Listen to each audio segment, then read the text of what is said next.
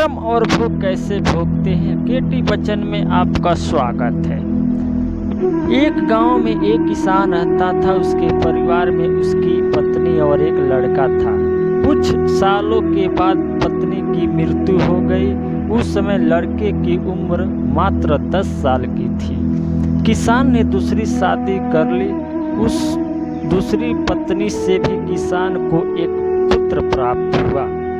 किसान की दूसरी पत्नी की कुछ समय बाद मृत्यु हो गई। किसान का बड़ा बेटा जो पहली पत्नी से प्राप्त हुआ था, जब शादी के योग्य हुआ तब किसान के बड़े बेटे की शादी कर दी। फिर किसान की भी कुछ समय बाद मृत्यु हो जाती है। किसान का छोटा बेटा जो दूसरी पत्नी से प्राप्त हुआ था और पहली पत्नी से प्राप्त बड़ा बेटा दोनों साथ साथ रहते थे। कुछ समय बाद किसान के बेटे लड़के की तबीयत खराब रहने लगती है।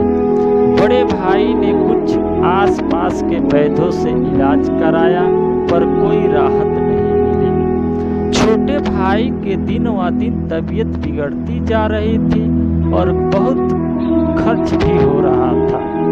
एक दिन की बात है, भाई ने अपने पत्नी से सलाह ली कि यदि ये छोटा भाई मर जाए तो हमें इसके इलाज के लिए पैसा खर्च नहीं करना पड़ेगा और जमीन में से भी कोई बंटवारा नहीं करना पड़ेगा।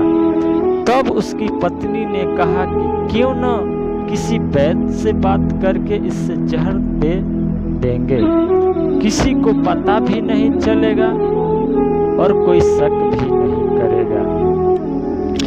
बड़े भाई ने ऐसा ही किया। एक वैद्य से बात की, आप अपनी फीस बताओ, ऐसा करना मेरे छोटे भाई बीमार है, दावे के बहाने जहर दे देना। वैद्य ने बात मान ली और लड़के को जहर दे दिया और लड़के की मृत्यु हो जाती है।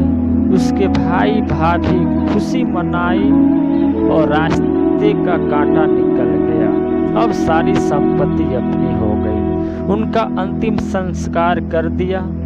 कुछ महीनों बाद किसान के बड़े लड़के की पत्नी को लड़का हुआ। उन पति पत्नी में खूब खुशी मनाई। बड़े ही लाड प्यार से लड़के को परवरिश की। कुछ ही दिनों बाद लड़का जवान हो गया। उन्होंने अपने लड़कों को भी शादी कर दी। शादी के कुछ समय बाद अचानक लड़का बीमार हो जाता है। माँ बाप ने उसको इलाज के लिए बहुत वैद्य से इलाज करवाया, जिससे जितना पैसा मांगा दिया, सब कुछ दिया ताकि लड़का ठीक हो जाए। अपने लड़के के इलाज के लिए अपनी आधी संपत्ति तक भी बेच डाली। बीमारी का कारण मरने की करार पर आ गई। शरीर इतना ज्यादा कमजोर हो गया कि वो पिंजरे जैसा शेष रह गया था। एक दिन लड़का को चरपाई पर लेटा रखा था। उसका पिता साथ में बैठा अपने पुत्र की ये दयनीय हालत देखकर बहुत दुखी होकर उसकी ओर देख रहा था। तभी लड़का अपने पिता से बोला, हे भाई, अपना सब हिसाब हो गया, बस आप कफन और लकड़ी का हिसाब बाकी है, उसकी तैयारी कर लो। ये सुनकर उसके पिता सोचे कि लड़का का दिमाग ही काम नहीं कर रहा है बीमारी के कारण, और बोला, बेटा मैं तेरा बाप हूँ, भाई नहीं। तब लड़का बोला, मैं आपका वही भाई हूँ जो आपने जहर खिलाकर मरवा दिया था। जिस संपत्ति के लिए आपने मरवाया था मुझे अब मेरे इलाज के लिए आधी बिक चुकी है। आपकी शेष है, हमारा हिसाब बराबर हो गया। तब उसका पिता फूट फूट कर रोते हुए बोला कि मेरा तो कुल नाश हो गया, जो किया मेरे आगे आ गया, पर तेरी पत्नी का क्या दोष है जो इस बेचारी को जिंदा जलाया जाएगा। तब वो लड़का बोला कि वो वैद्य कहाँ है जिसने मुझे जहर खिलाया था।